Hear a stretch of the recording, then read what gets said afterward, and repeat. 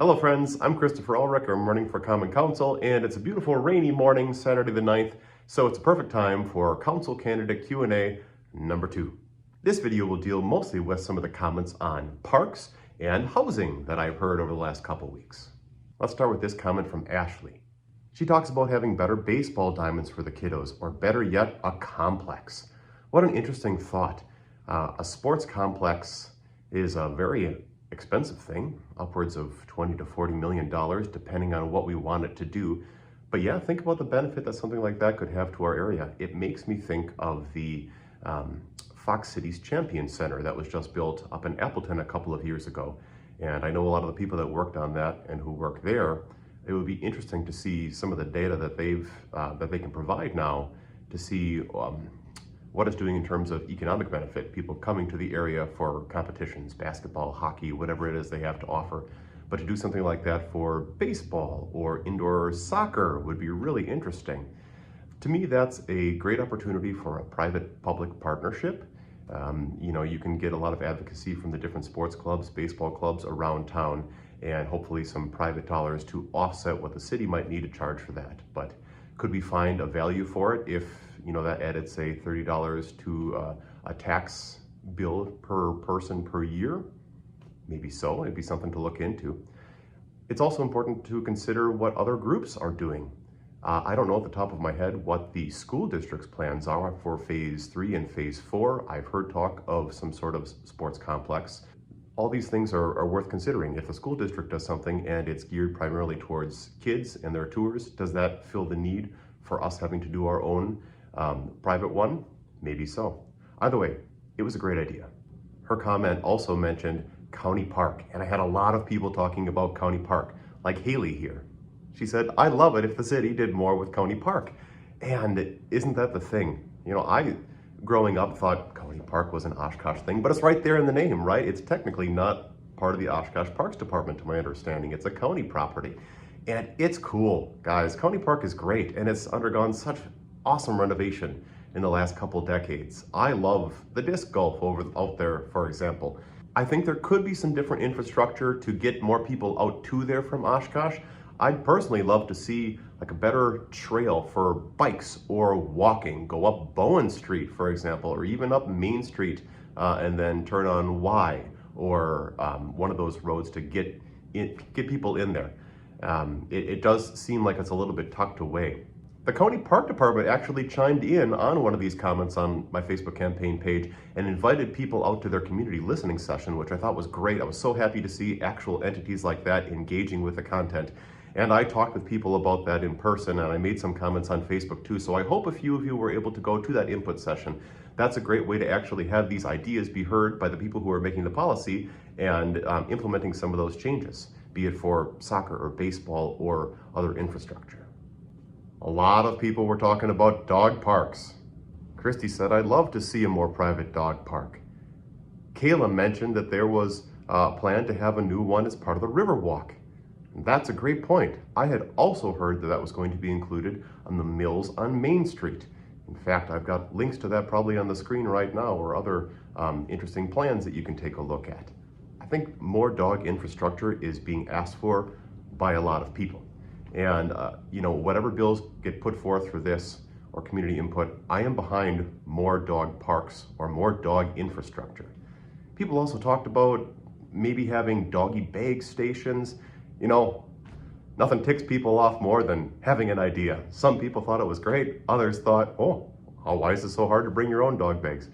Both are valid points. I think if you provide something for people, it at least gives them an opportunity to use it, because we're all human, right? Even I've had these moments where I'm going for a walk with my dog and he has to do his business. And so I'll leave it until the end of my walk if I don't have a bag on me, which I usually do, and then I have to go back and get it. But if you're in that situation, right, then you have a little ethical dilemma. Oh, do I go get it or do I just leave it, right? And so if we provide those things, if we have an opportunity to provide them, I think it just gives people that extra push to do the right thing. But then, of course, you get into the situation of who's going to pay for it and who's going to maintain these things. And Heather had a great remark on this. She noted that cities everywhere don't necessarily have funding for simple things like trash collection or dog waste collection. and volunteer programs to take care of these are a great idea, because that's the truth. Our Parks Department does excellent work, and there's always a stretch of a budget for personnel usage and individual things. And when it comes to like trash collection, it costs to put them out there, it costs to secure them, it costs to have people going around and taking care of them. So is there an opportunity for a volunteer system, be it with your healthy neighborhoods, your neighborhood groups to do it, or other organizations? Think about what's happened downtown this year. There are new volunteer groups put together to clean up trash along Main Street, which I personally love. Being a person who likes to volunteer and do service work, I think A, it beautifies the city, and B, it gives you a nice sense of purpose knowing that you are doing something that is appreciated by so many people. And I think something like that could be created for the park system if we wanted to implement more trash cans or dog stations.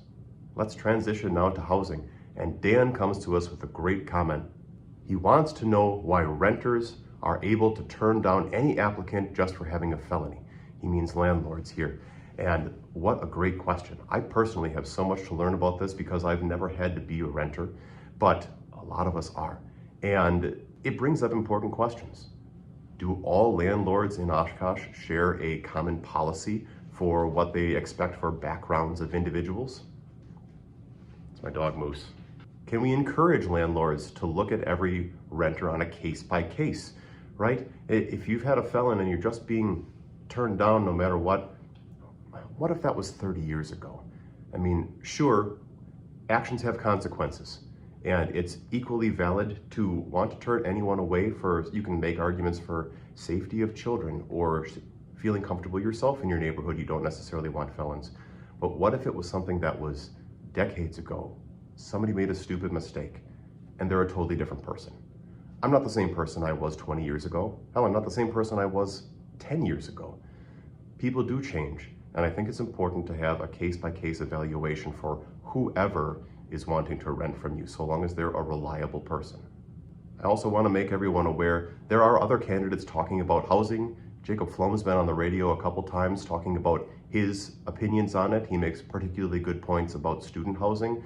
Another thing that I talked about in my blog on housing situation. And Chris Larson is also talking about this, both on his personal Facebook page and out in public. He's been an advocate for different housing situations for a long time. So if this is an issue that's important to you, be sure to look into what everyone is saying and talk to the people who are running for council. Share your opinions.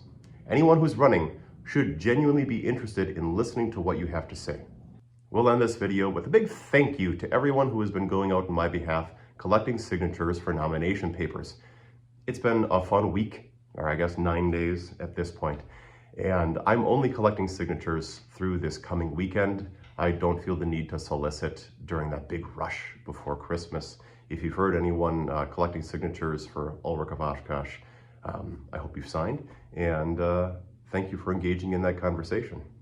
That concludes episode 2. Please tell me what you'd like me to talk about for episode 3. There will be more blogs, more interesting posts, opportunities for you to leave comments and ask questions. I love doing this kind of thing, and let's have one in person soon, shall we? And remember, please, to follow the campaign on Facebook and check out everything I post to ulrichofoshkosh.com. Happy holidays. Bye, guys.